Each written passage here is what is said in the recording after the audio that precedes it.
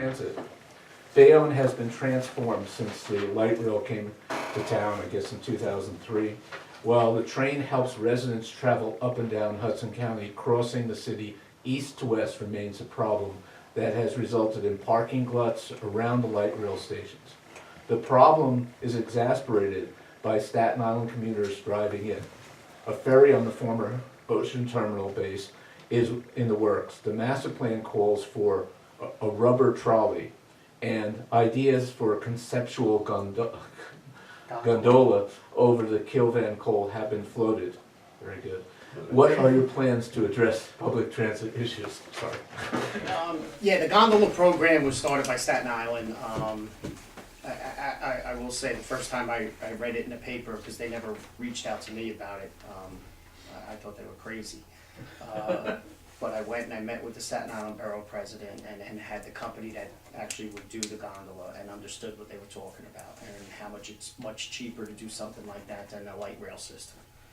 The only thing I asked them to do is if they're interested in doing it, to work with us and maybe bringing it from, they wanted to bring it from just down from the one side of the Bayonne Bridge over to the other side of the Bayonne Bridge.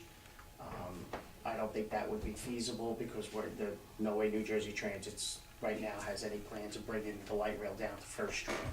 So the one thing we worked out and talked about was actually bringing it right to the 8th Street light rail system. The one thing I will say is the ferry system, again, is a game changer for the city of Bayonne. Okay, the 5 acres of land, which most will be a park, will be surface parking for now and then turn into a parking deck later on. But the one thing I would like to do is, we have a walk bridge, if you know where the 34th Street light rail station is. And then there's the high walk bridge to go to the parking lot for the light rail. That's where the connection for the bridge across 440 will be. That's already been approved and we're just waiting for DOT approvals now and then Public Service has to start moving their poles so that we have the financing for putting that walk bridge across. What I would like to do from there would be to run a gondola from there, which would be the same height as the walk bridge, and run it straight over to where the ferry would be. So someone can get off the light rail at 34th Street, walk straight across to the highway, get on a gondola, take you right to the ferry, and then get on the ferry from there. I think that's what progression would call for at that point. Until that's done, it's easier to run shuttles that way.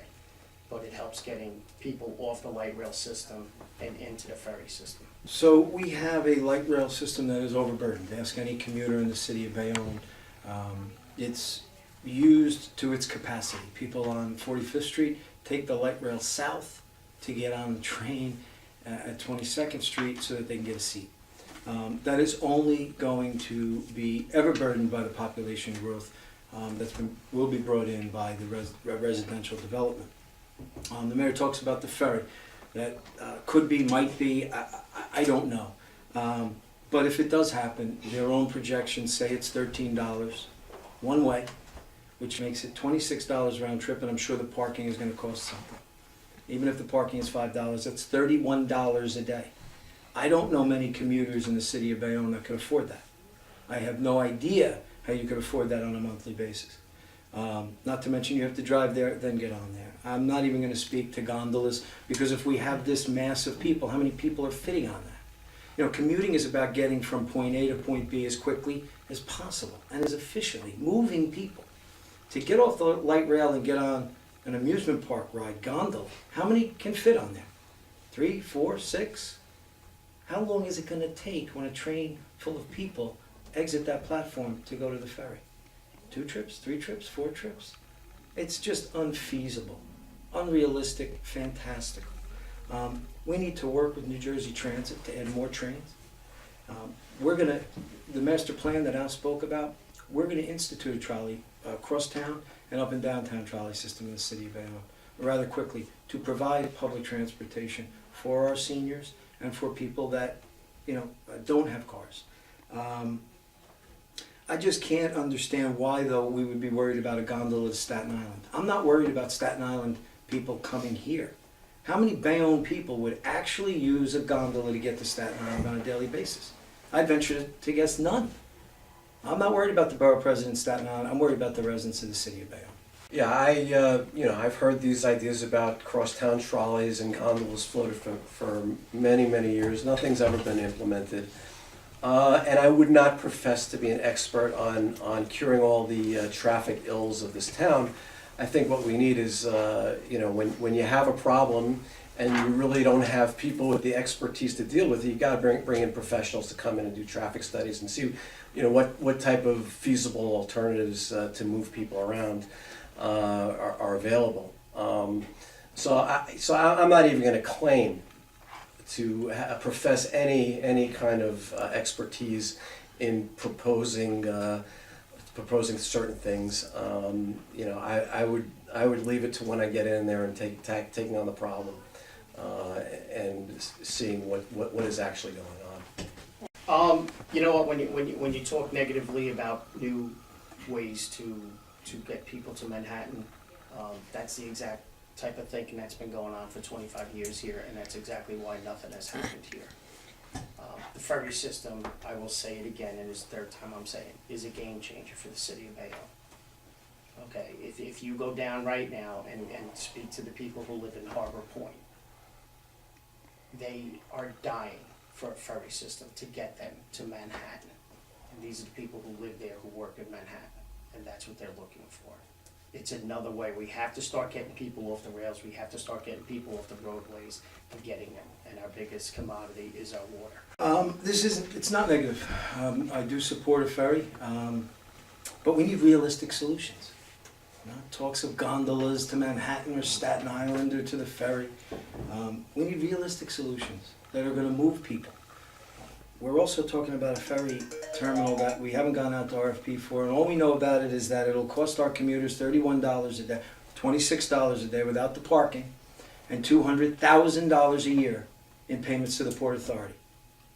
Over 10 years, that's $2 million. Who's paying for this? This will be borne yet again on the backs of the taxpayers.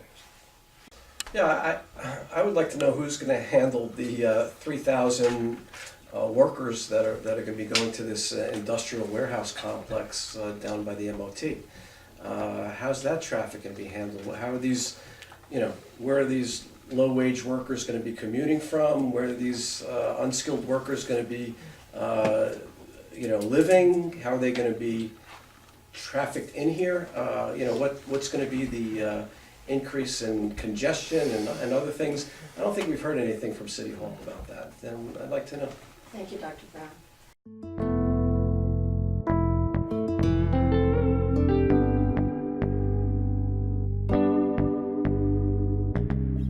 Next on water infrastructure, Bayonne has an old and environmentally hazardous sewage system that overflows raw sewage into our natural waterways during times of intense precipitation. How would you address this So problem? Roy, we have an aged infrastructure. Everybody knows that Bayonne is an older community.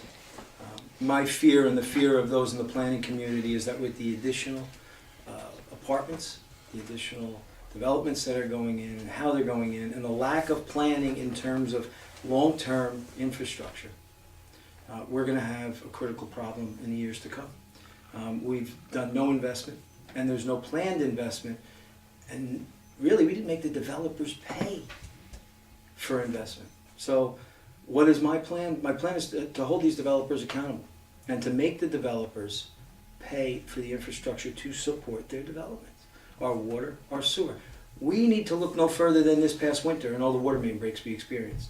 If that wasn't a telltale sign that we have a problem, then I don't know what is. That is not going to get any better with the additional wastewater that'll be brought about by these developments, nor will it help the water pressure when we add 5 to 6 or 7,000 units to an already overburdened system. Yeah, for me, it all gets back to, aligning budgetary priorities to meet the needs of the community. I mean, obviously, if you're gonna have a bloated municipal budget that's gonna pay, firemen and the police to the exclusion of everything else, you're not gonna have money to repair the infrastructure of the town. And that's what we have to do. We have to realign our budgetary priorities and make sure that there's enough money to pay for infrastructure. If you have a bloated, payroll in City Hall, if you have, other types of expenditures that are unnecessary, you're not gonna have money to pay for the things that we really need. So I think, what we need to do is bring somebody in, like myself, who can bring some fiscal responsibility back to City Hall. Then we'll have money to pay for the things that we actually need here. As far as the sewer treatment, yeah, and that is something that's coming down the pipe from the federal government with the CSOs, which is combined sewer outflows. Bayonne was picked 4 years ago, or 3.5 years ago, was picked as a model city to be used as a test city. And that's what's happening right now. And it was a program that came up, they're using our outflows right now. Our biggest problem is when we do get those heavy-duty storms, where you dump in 2 inches an hour and then the system can't handle that. Honestly, most systems can't, no matter where you go. The biggest problem we had with the city of Bayonne is our aqueduct that goes underneath the Hackensack River. There are 2 30-inch pipelines that go underneath the Hackensack River, and both of them are very old and breaking apart. In fact, one is so bad they had to shut it down. Okay, right now, we are getting money from the federal government and Suez, and we are looking at replacing that pipe. As far as water pressure, the city of Bayonne has plenty of water for these developments. Otherwise, the state government doesn't allow you to do these developments and do your infrastructure. So we do, and we need to increase our water usage, because when the water deal was done, they guaranteed the water company profits. And if they don't meet those profits, it then falls on the taxpayer. So we're not meeting that, because we're not using the amount of water we need to use and increase the usage of the amount of water that we have coming into our city in order so that we don't get these 13% increases in water. It's guaranteed 4% every year, but if they don't meet their projected profit in that contract, they're allowed to raise that. And I wasn't in the room when that deal was done. And it wasn't my administration who did that. So the mayor talks about the 13% increase. It wasn't increased by Suez, it was increased by his administration, by an MUA that he disbanded. That 13% was done just prior to the disbanding of the MUA, which I believe was a cash grab. Now, if the contract is that bad, then why are we not renegotiating it? This administration has shown time and time again that they'll go to court to fight things, to hide legal payouts. They'll go to court to do any number of things. They'll use their attorneys. Why have we not? I can assure you that I will revisit that contract and we will get a better deal for the residents of the city of Bayonne. Yeah, I think I would agree with Mr. O'Donnell. It seems like nothing ever goes down, it always goes up. Anytime the city enters into a deal that's advertised as going to be beneficial, the price of water goes up, the taxes go up. I don't really see anything coming down. I think we have to get people in that are good negotiators, that know how to read a contract. I mean, I am an attorney. I've taken, I graduated Rutgers law. I have coursework in contract law, in labor law, and various things. And I think I could be an asset to the city in negotiating contracts and really getting fair deals for the people of Bayonne. Thank you, Dr. Brown. Mayor Davis. Again, I will say I did not do that deal and I wouldn't have done that deal. But as far as renegotiating it, there's 2 sides to every negotiating table. And if the other side doesn't want to negotiate, you don't negotiate. So what it comes down to is, in fact, KKR just sold to someone else. And it was KKR who raised the water rates 13%, not the city of Bayonne.